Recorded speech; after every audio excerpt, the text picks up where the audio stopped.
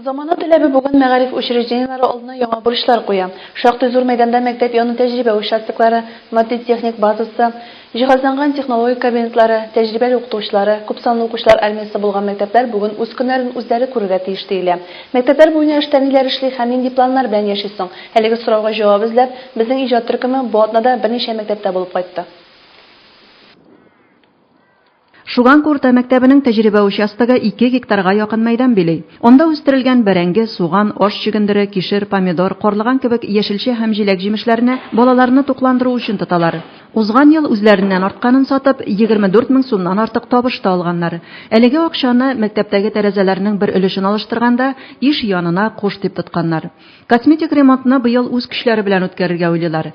Спортзалның идәнен алыштыруны да үзебез башкарырга торабыз ди мәктәп директоры Алсу Алишина. Моның өчен электән юнәткән такталары бар икән. Ремонт эшендә технология укытучысына һәм югары класс егетләренә таянырбыз дип торабыз ди ул.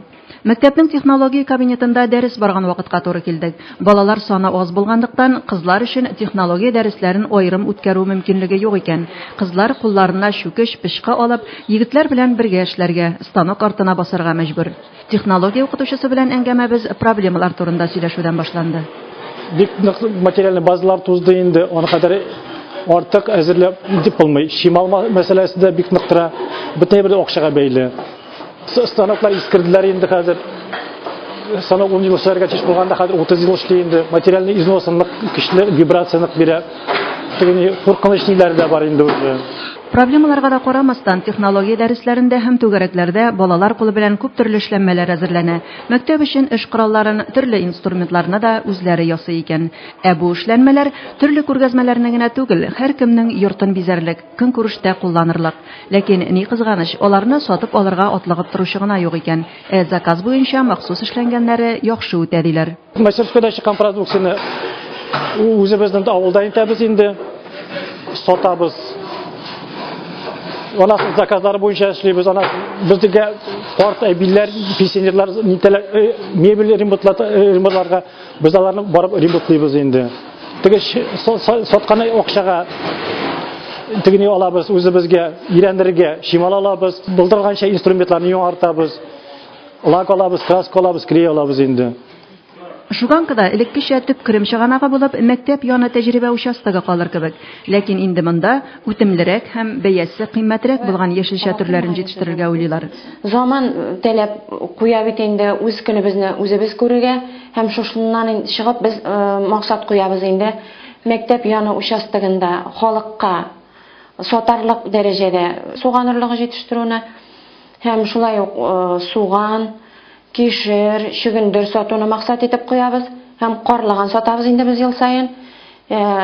Шушы саткан акчага үзебезнең косметик ремонтны ясарга тырышабыз һәм быел әле мин яңалык итеп үзебезнең коллектив белән, биолог белән сөйләшеп, чәчәк орлыкларын җитештереп, менә шушындай ниләргә сатарбыз дип һәм үзебезгә керем керттербез дигән максатны куярга торабыз быелдан инде. Безнең чәчәк җитештергән орлыкларыбыз 17 төрле чәчәк орлыгыбыз бар. Шушларны сатарга җыенабыз. Балаларның рационында ит булырга тиеш, калориялы ашау булырга тиеш һәм шушы максаттан куян асрарга дип исәпләп торабыз. Башлангычы бар инде. Берничә ел инде агротехнологик профиль белән шөгыльләнүче Рус Шуган урта мәктәбендә авыл хуҗалыгы хезмәтенә өйрәтүдә шактый зур тәҗрибә топланган. Балалар технология дәресләрендә агрономия, үсемлекләрнең физиологиясе, агрохимия нигезләрен, авыл хуҗалыгы машиналарын өйрәнәләр. Хезмәт бөек тәрбияче, хезмәт нәтиҗәләре мәктәп өчен керем чыганагы дияргә ярата Рус Шуган мәктәбе директоры Фирдәүс Фәрхетдинов. Мәктәп яны тәҗрибә участогында үстерелгән яшелчә һәм җиләк җимешне 1996 елдан бирле үзебез өчен генә түгел, сатып акча эшләү өчен дә тотабыз ди ул. В 2008 году наши показатели по пришкольному участку это в основном, значит, овощная продукция, которая всегда востребована, не только в других местах, но и в целом внутри нашего района. Мы, значит, вырастили более 10 тонн продукции, и это на сумму 112 тысяч рублей. Из этой суммы мы реализовали в течение 2008 года более 6 тонн на сумму 64 тысячи рублей. На эти вырученные средства мы приобрели морозильник, это нам очень надо было.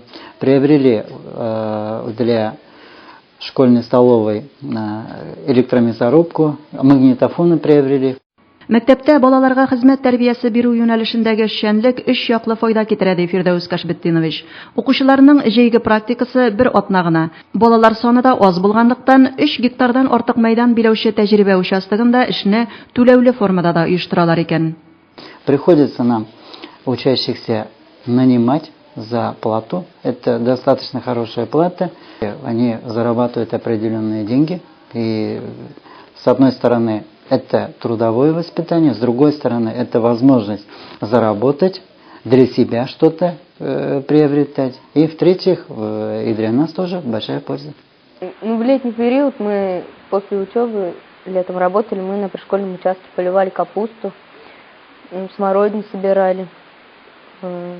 Заработали тоже 2000, по 2000. Заработанные деньги половину отдали родителям, половину купили принадлежности там школьные.